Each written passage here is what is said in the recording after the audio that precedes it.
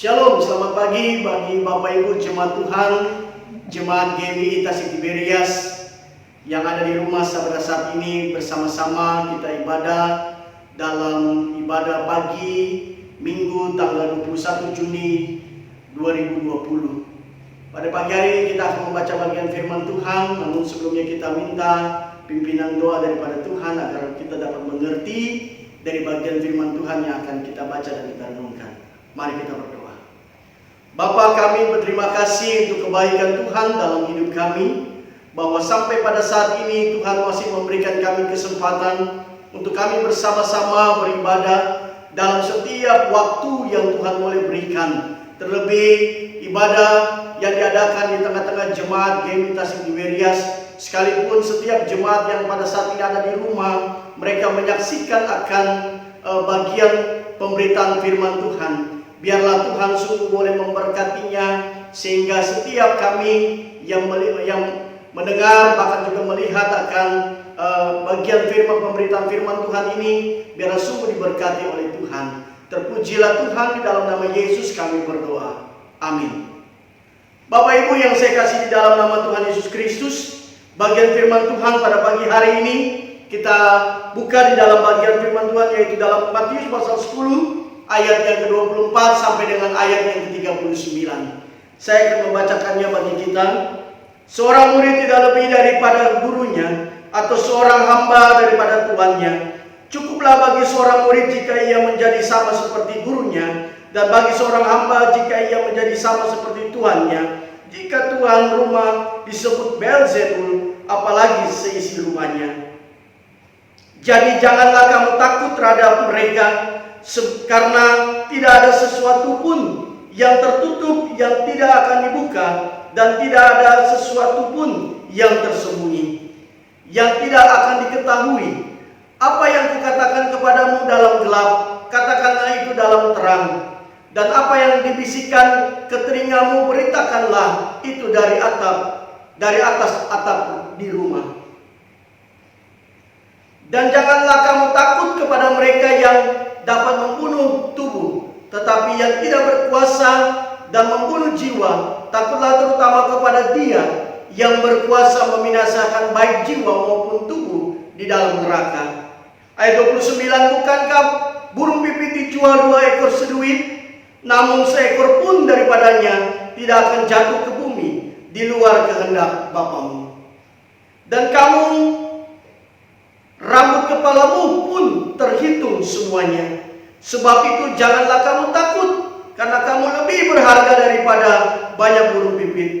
Setiap orang yang mengakui aku di depan manusia, aku juga akan mengakuinya di depan Bapa-Ku yang di sorga. Tetapi barang siapa menyangkal aku di depan manusia, aku juga akan menyangkalnya di depan Bapa-Ku yang di sorga.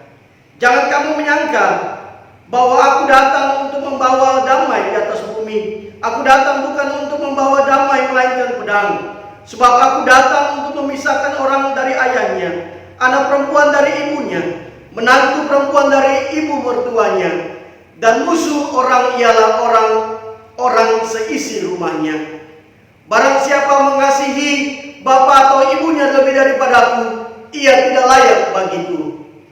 Dan barang siapa mengasihi anaknya laki-laki atau perempuan lebih daripadaku, ia tidak layak bagiku.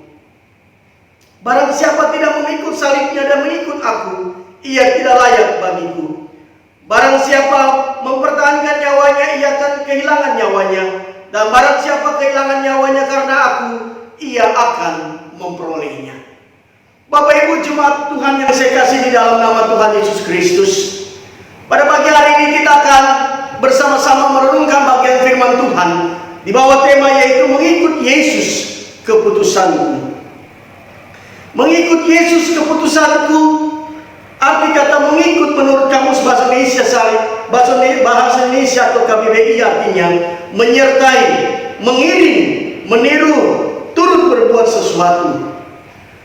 Mengikut Yesus keputusanku dapat dimengerti demikian, yaitu menyertai, mengiring Yesus dalam kehidupan ini dengan turut berbuat sesuatu sepanjang hidup kita. Dalam kehidupan manusia diperhadapkan dengan banyak pilihan. Ketika seseorang dalam perjalanan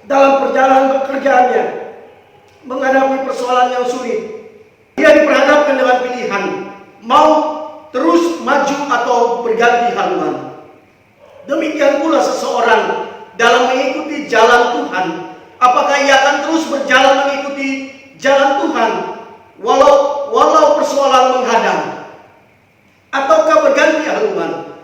Tetapi sesungguhnya Tuhan Yesus telah mengingat bahwa semua orang yang mau mengikut jalan Tuhan harus mempunyai keputusan yang bulat dan komitmen yang teguh. Tuhan Yesus bahkan berkata, serigala mempunyai liang dan burung mempunyai sarang, tetapi anak manusia tidak mempunyai tempat untuk meletakkan kepalanya. Ia mau menjelaskan bahwa dia sendiri mengalami banyak penolakan dan penderitaan dalam mengikuti kehendak Bapaknya. Seseorang yang mengikuti Tuhan harus berani menyangkal diri, seperti yang juga dikatakan oleh Rasul Paulus dalam surat kepada jemaat di Galatia pasal 5 ayat yang ke-24. Barang siapa menjadi milik Kristus Yesus, ia telah menyalibkan daging dan segala hawa nafsu dan keinginannya, dan mengajak semua pembacanya untuk hidup dipimpin oleh Roh Allah tentunya. Karena keputusan yang bulat dan komitmen yang teguh dalam mengikut jalan Tuhan tidak pernah akan sia-sia. Kerajaan Allah tersedia bagi semua orang yang percaya, yang mengikut Tuhan dengan komitmen yang teguh. Perikop ini juga berbicara mengenai kesungguhan seseorang mengikuti Yesus. Seorang mengikuti Yesus juga harus siap memikul salib. Dalam ayat yang ke-38, mengikut salib artinya siap menyerahkan nyawa agar berita Injil digemarkan di seluruh dunia. Kesiapan menyerahkan nyawa merupakan bukti bahwa nyawanya sudah menjadi milik Tuhan, bukan milik sendiri. Dalam ayat yang ke-39, kita melihat dalam bagian firman Tuhan pada pagi hari ini, saudaraku, apa artinya mengikut Yesus. Dalam Matius pasal 16 ayat yang ke-24, lalu Yesus berkata kepada murid-muridnya, setiap orang yang mau mengikuti aku, ia harus menyangkal dirinya, memikul salibnya, dan mengikut aku. Mengikut Yesus adalah keputusan yang penting. Satu keputusan yang cukup berat tentunya. Namun inilah konsekuensi bagi seorang pengikut Yesus. Yang pertama, menyangkal diri. Dan yang kedua, memikul salib. Pengikutan kita kepada Tuhan Yesus harus ada penyangkalan diri dan memikul salib. Arti menyangkal diri dan memikul salib. Menyangkal diri dalam terjemahan bahasa Indonesia sehari-hari dikatakan melupakan kepentingannya sendiri atau tidak memperhatikan kepentingannya sendiri. Matius pasal 16 ayat 24 dalam bahasa Indonesia sehari-hari dikatakan, kemudian Yesus berkata kepada pengikut-pengikutnya, orang yang mau mengikuti aku harus melupakan kepentingannya sendiri, memikul salibnya, dan terus mengikuti aku. Menyangkal diri atau menyangkal diri, mengesampingkan, sama dengan mengesampingkan ego, keinginan pribadi, kepuasan pribadi, kenikmatan pribadi.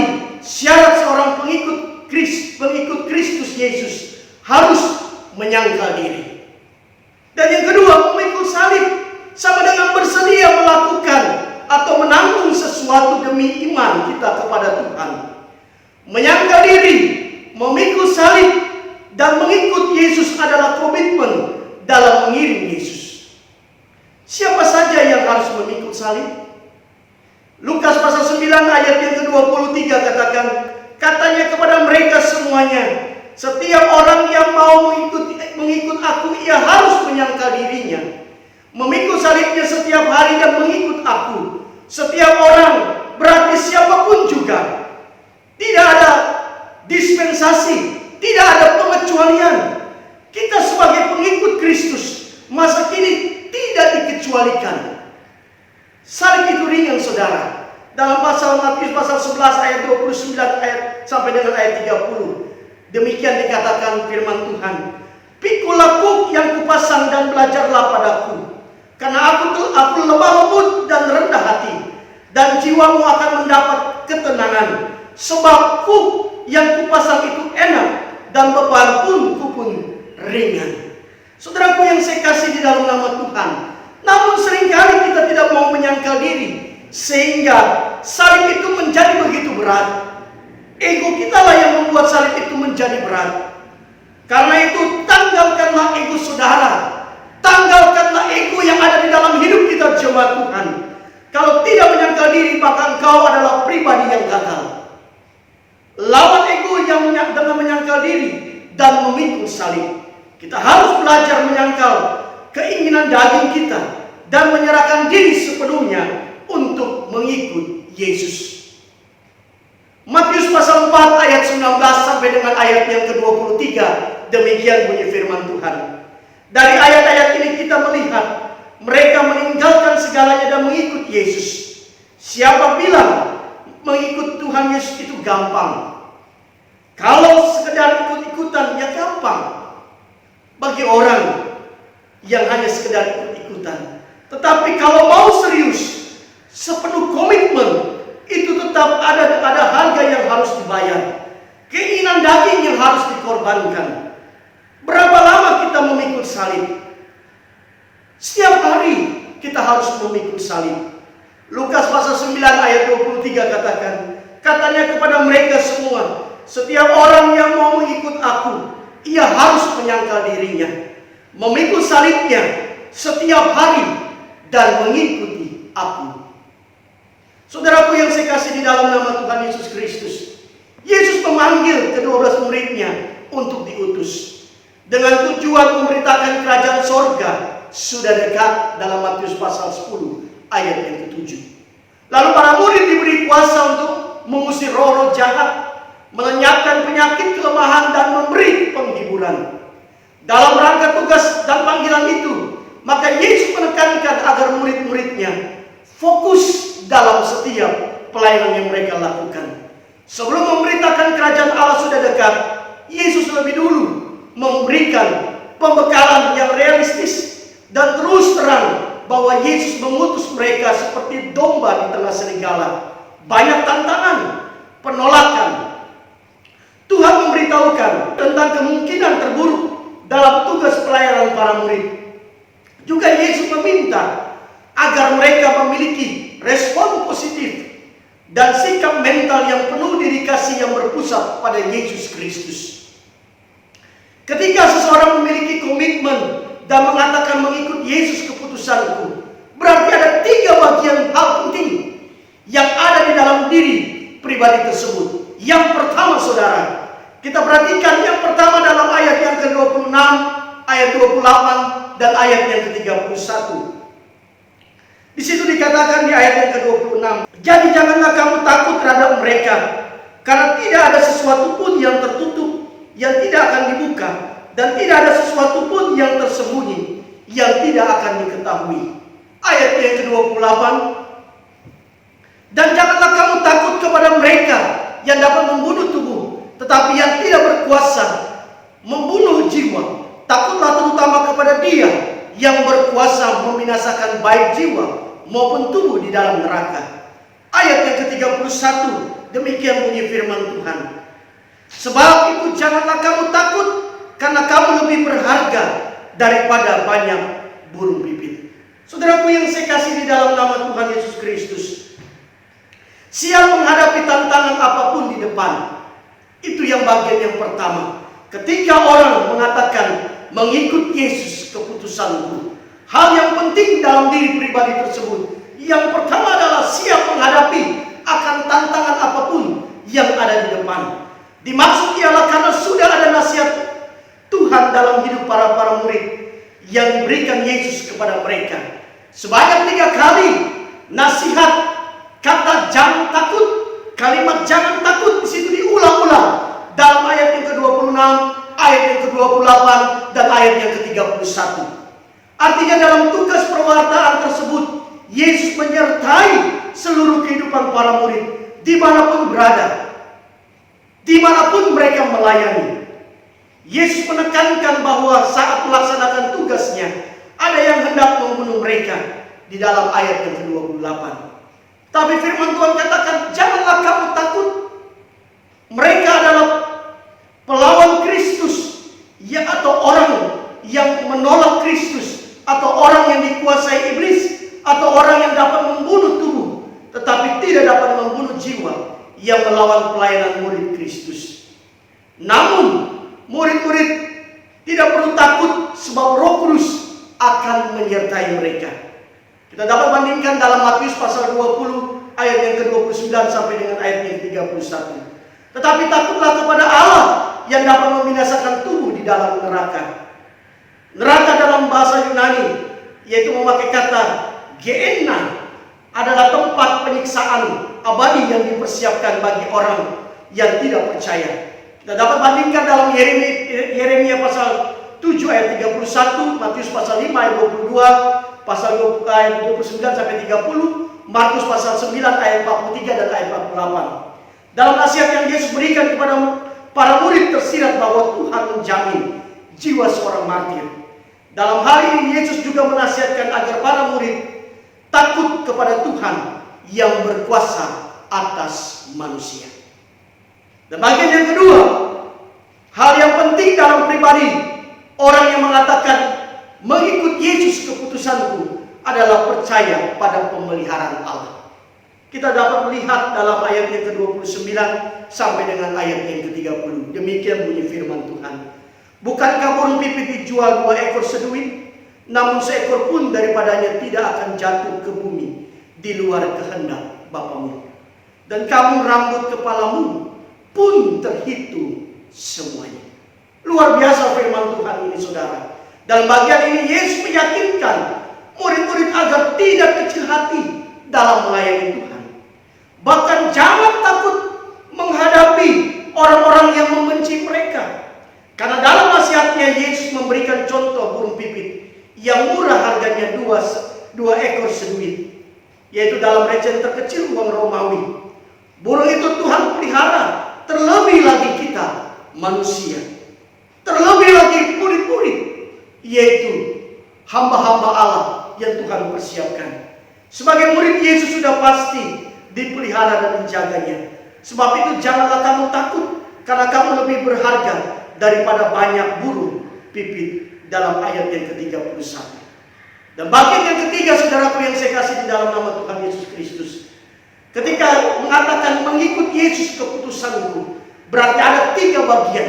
Dan hal yang ketiga, bagian yang terakhir, yaitu berkomitmen dalam diri pribadi tersebut. Berkomitmen.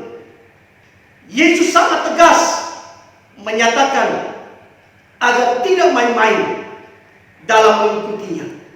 Para murid harus punya sikap dan prinsip iman dalam bersaksi tentang Injil Kristus. Dalam ayat yang ke-32, 33, 38 sampai dengan ayat 39.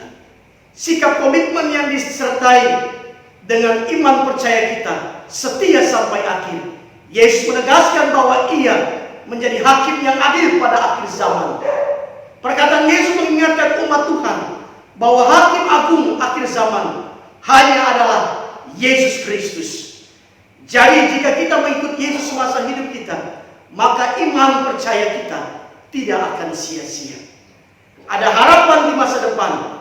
Lalu bagaimana agar kita menjaga komitmen dengan baik meskipun keadaan mungkin tidak menyenangkan? Yang pertama, kita selalu akan ingat kebaikan Tuhan yang begitu luar biasa dalam hidup kita. Dan yang kedua, milikilah hati yang mengasihi Tuhan. Dan yang ketiga, berani bayar harga di dalam kehidupan kita. Sekarang bagaimana dengan kehidupan kekristenan saudara? Bagaimana dengan kehidupan kekristenan Bapak Ibu jemaat Tuhan yang saya kasihi?